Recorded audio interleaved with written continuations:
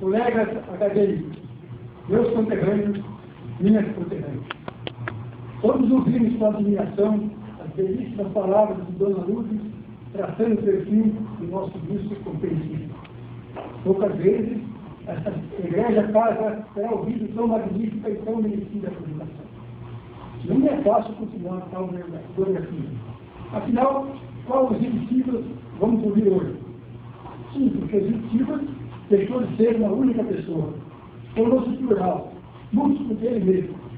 Em seu íntimo convive vários personagens e suas histórias.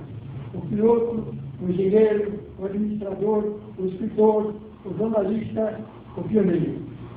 Vejamos, por exemplo, sua personalidade como piloto e engenheiro. Teve início há mais de meio século, em 1948, ao ingressar no curso de pilotagem na Força Aérea Brasileira.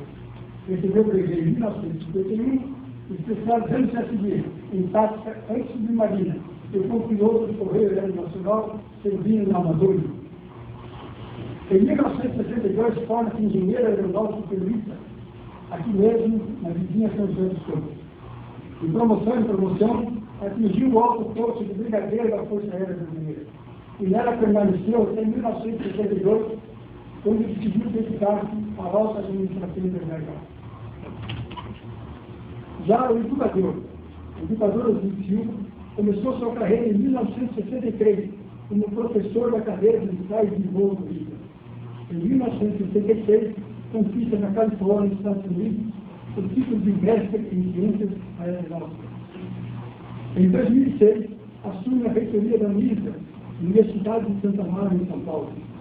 Em 2008, é eleito reitor de outra universidade, a Unimonte de Santos, em São Paulo. Sempre dedicado às causas educacionais, o Direcios é constantemente disponível para o patrono ou para níveis de formativas universitárias em todo o Brasil. Passemos agora ao administrador, o Direcios. Presidiu a Embraer, a Vale, a Petrobras, o Conselho de Administração do World Trade Center, o Grupo Brasil, a Sandal Hospital e outras empresas. Em 2003, criou a Telenova Biotecnologia, na qual se tornou presidente, lançando uma novidade médica que beneficia queimados e acidentados. Foi ainda eleito presidente do Fórum de Líderes, organização não governamental dedicada ao desenvolvimento de estratégias empresariais.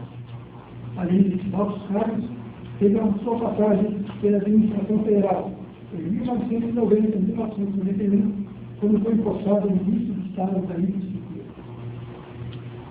Com o nome de letras, o Direcios é autor dos livros A Decolagem de um Sonho, História da Criação de Embraer, Cartas a um Jovem Empreendedor, Casimiro Montenegro Filho, A História do Criador do ITA, em colaboração com o Mestre Fisquete, Nas Bases da Educação, A Trajetória da Embraer, Etanol, uma Revolução Verde e Amarela, também parceria com o Mestre Fisquete.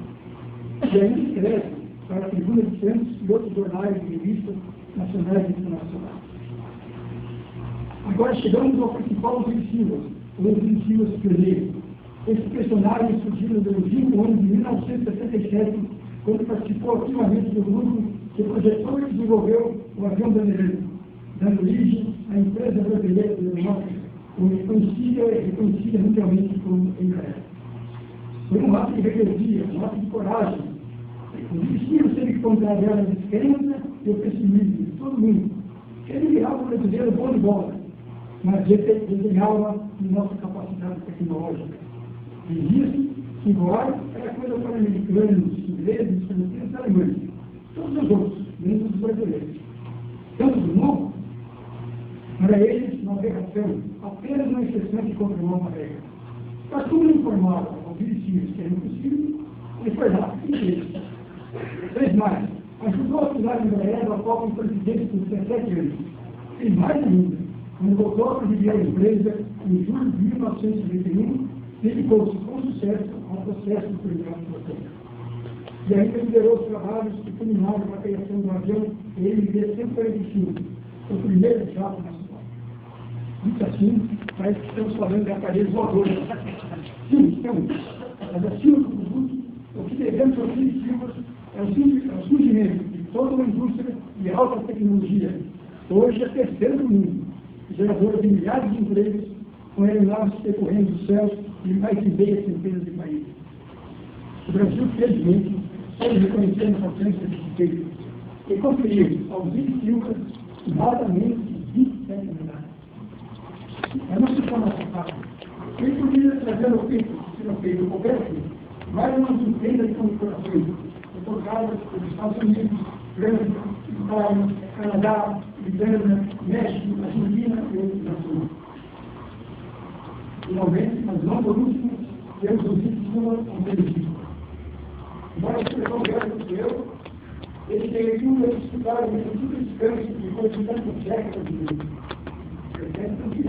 Reconhecimento e experiência a cultura viva, tornando-se com benefício mais solicitados no todo o Brasil, e também nos Estados Unidos, na Europa, na América Latina.